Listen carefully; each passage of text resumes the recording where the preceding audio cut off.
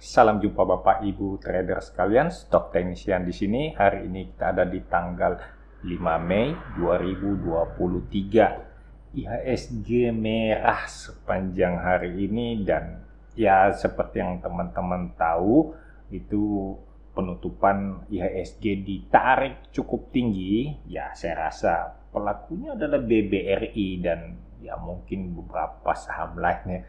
Yang jelas saya lihat BBRI ditarik cukup tinggi, ada 2 tik kalau nggak salah ditariknya, sehingga membawa IHSG naik. Jadi ditutupnya itu nggak lebih besar daripada minus 1%. Kalau nggak salah ingat itu IHSG ditutup di minus 0,8 sekian persen. Ya, masih minus tapi ya itu ada pergerakan di kamar gelap lah istilahnya ya. Jadi di saat-saat penutupan tuh IHSG atau saham-saham penggerak IHSG itu dibeli secara besar-besaran sehingga cukup untuk menggerakkan IHSG beberapa poin ke atas. Dalam hal ini tadi sebelum closing saya lihat IHSG itu posisinya di minus 1,17.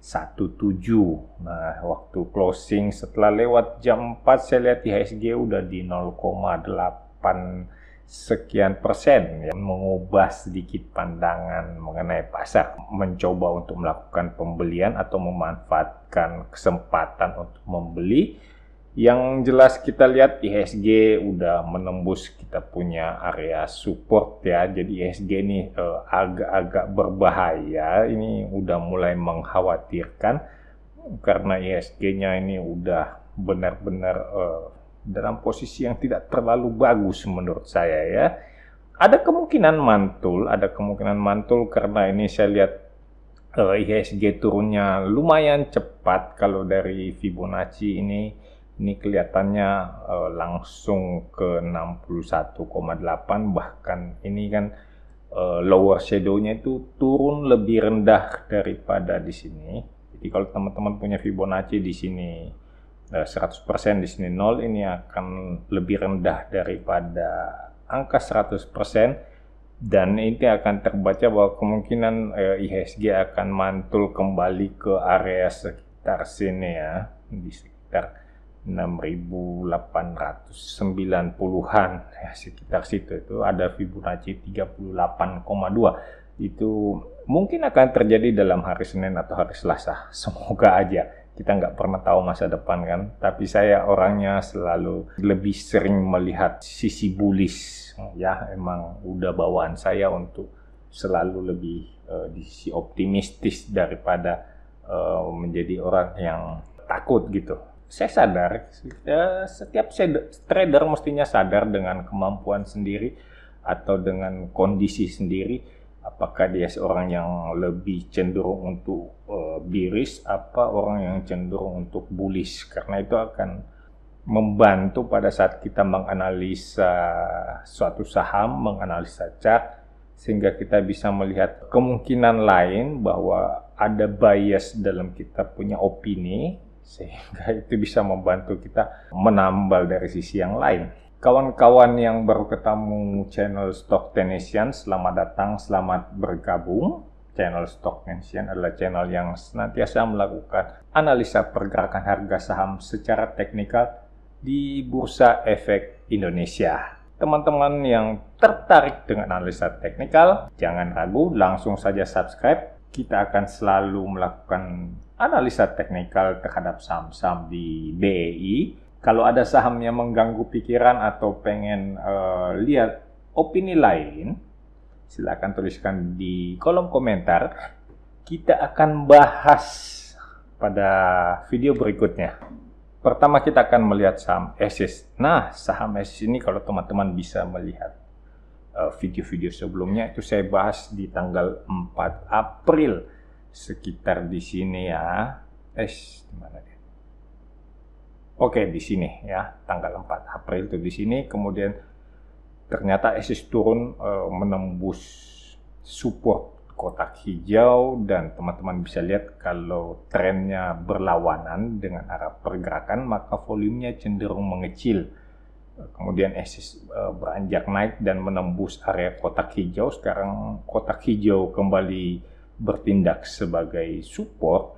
Nah, meskipun ini kotak hijau, kita harus adakan sedikit penyesuaian karena ternyata supportnya ada di bawah sini, sekitar sini ya. Ini akan menjadi support, menembus area kotak hijau dan menuju ke sekitar resisten di area kotak kuning.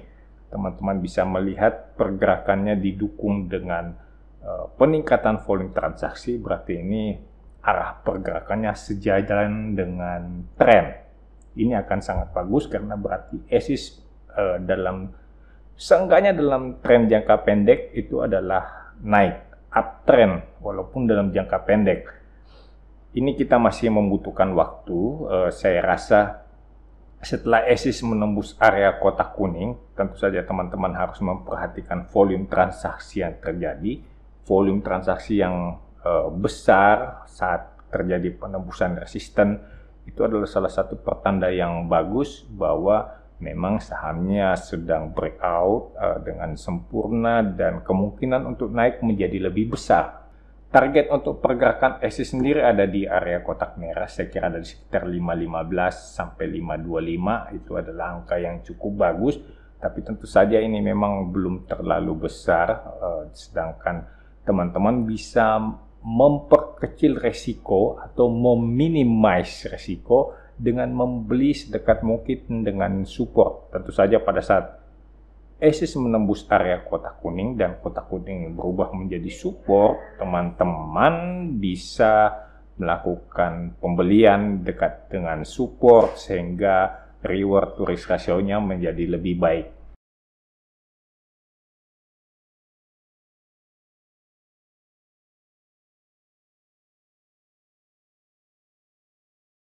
Kita lanjut dengan saham Adaro. Nah, Adaro ini pernah juga saya bahas di tanggal 7 April. Jadi sekitar di sini. Nah, kebetulan di sini 6, di sini 10.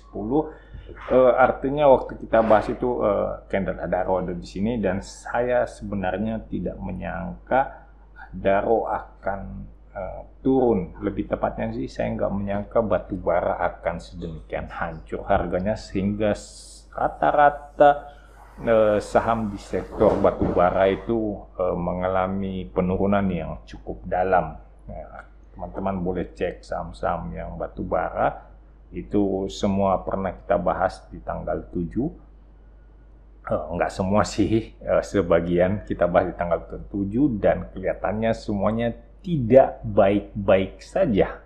Cukup mengagetkan karena memang saya sebenarnya tidak menyangka bahwa harga batubara itu akan turun meskipun kemudian ternyata batubaranya hancur mengikuti penurunan harga minyak. Tapi semoga aja harga batubara bisa kembali sehat-sehat aja mengingat ya pertempuran di Ukraina sana masih berlangsung. Semoga aja ya bagaimana ya, masa mendoakan yang buruk-buruk ya. Jadi jangan ya semoga aja batubara segera membaik harganya ya, tapi itu agak susah juga kalau membayangkan harga batubara membaik tapi perangnya tidak berakhir gitu ya, agak susah. Jadi ya kita hanya bisa mengharapkan harga batubara semoga baik-baik saja dan keuntungan para emiten tambang batubara itu segera membaik, ya kan, kembali baik-baik saja, harga naik dan ya semuanya bergerak naik lagi. Kalau dalam posisi saat ini sih saya lihat untuk Adaro nggak terlalu bagus ya. Penurunan disertai dengan peningkatan volume yang hampir 2 kali lipat itu nggak pernah bagus. Jadi ini saya udah mulai atau saya akan menyarankan teman-teman untuk mulai menghindari saham-saham di sektor energi.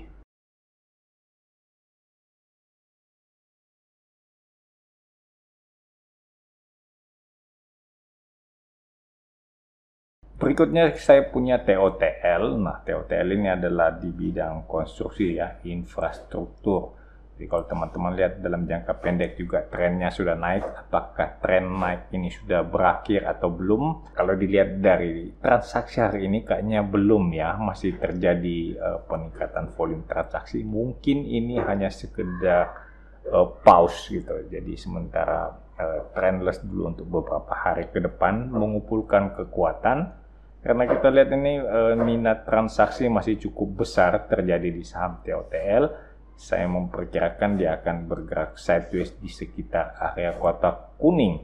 Ya mungkin teman-teman yang masih belum sempat membeli, ya mungkin masih dikasih kesempatan untuk mengumpulkan saham TOTL dalam range antara kotak hijau dan kotak kuning, yaitu di supportnya itu kita ada di 320. Dan saat ini kotak kuning itu masih sebagai resisten di sekitar 338. Ini sih kelihatannya masih berpeluang naik, cuman memang kondisi pasar kita lagi meriang ya. Jadi beberapa pihak masih terlalu pesimistis dengan kondisi global sehingga berimbas kepada aktivitas trading di pasar saham kita. Semoga aja ini segera berakhir dan pasar kita akan baik-baik saja. Sampai di sini, salam cuan untuk kita semua.